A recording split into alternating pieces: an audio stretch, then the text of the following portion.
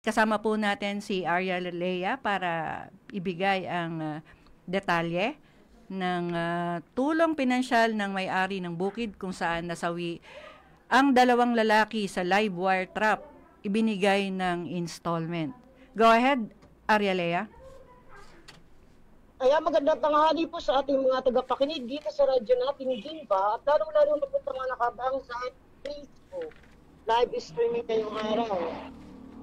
And installment payment ang kinalabasan ng tulong pinansyal na ibinigay ni Ginang Irene Costales, ang may-ari ng bukid, kung saan nasawi ang magkapinsan na si Rainier Bagara at Jonathan Niebres dahil sa live wire trap ng daga sa bayan ng Nampikuan, Nueva Ecija.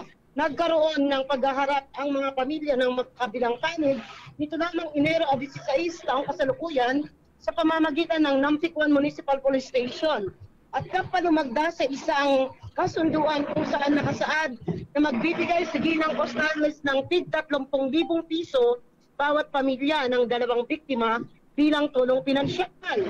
Panggastos sa burol at pagpapalibing sa mga ito, nakasaad din sa kasulatan na ang kabuuan ng 30 mil ibibigay sa tatlong installment. Ibibigay ang paunang tig sa 10,000 piso sa araw din ngayon. At ang tig 20,000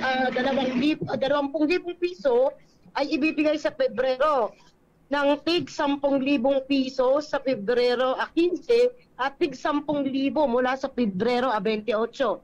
Ayon sa isa sa mga saksi ng paghaharap na si Kagawad Lea Padua ng Barangay Paigal, Gimba, Nueva Ecija, kung saan residente ang mga biktima, tig 40,000 pesos ang hihiling ng pamilya Bagara at Niebres para lamang sa funeral service. Tumawad umano si Ginang Costales at pakiusap pa na hulugan ng ibibigay na tulong dahil hindi kayang bayaran ng buo ang halagang napagkasunduan. Sinabi umano nito na conservation raw ang asawang si Francisco at hihintayin nila ang anihaan upang maibigay ang kakulangan. Ayon naman sa pamilya ng mga biktima, sa kabila ng hinagpis, ang pera ay kanilang tinanggap para may maipambayad sa funeral service. Dahil sa pagkakatuliro, tikumpa ang bibig ng mga ito sa posibilidad ng paghahabla o pagsasampa ng kaso sa nangyaring kapabayaan, lalo na ang parehong naghahanap buhay para sa pamilya ang kanilang kaanak na namatay.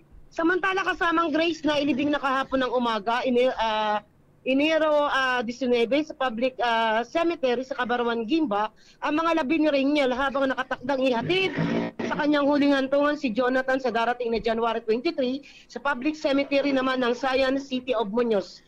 So pansamantala ito ang Arya Lea para sa Balita Lokal. Radyo na dito 105 ng PFM, tuloy-tuloy sa pagbabata at servisyo. Sana tayo. Maraming salamat, Arya Lea. Nakakalungkot pakikiramay po sa pamilya ng mga nasawi. So, wala pang wala pang progreso kung yun ay binanggit yun ay tulong Yes. may-ari ng bukid na kung saan sila ay na kuryente. Pero Opo. yung paghahabla hindi yun kasama doon sa napag-usapan. Yes, kasamang Grace, actually na makapanayam natin sila kahapon ng personal, maghihintay sila kung maibibigay pa ng buo sa takdang araw na napagkasunduan nila yung ginawang installment ni Ginang Costales. So kung hindi daw ito maibibigay ng buo, doon gagawa ng action yung dalawang magpanig na pamilya. Okay. So, maraming salamat, Miss Arya Lea. Parang wala naman din na akong tanong sa'yo na pwede pa na magawa doon sa Opo. pangyayari. Pero yung nga pala, yung sa may binabanggit na yung sanggol na naiwan ng isang na namatay at Opo, yun ang biisip. Yes, kasi yung 3 buwan na sanggol na naiwan nito ni Jonathan, yun ang iniisip nila. So paano daw ang future life nito, nawalan ng ama, so paano daw yung gastusin ng bata sa pang-araw-araw.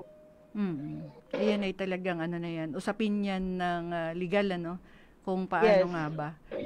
Lalo na't kung medyo bata-bata pa sila, baka wala naman kasi karaniwan sa SSS meron yan Pero dahil mga manggagawang bukid sila, posibleng wala silang mga ganong benepisyo pa.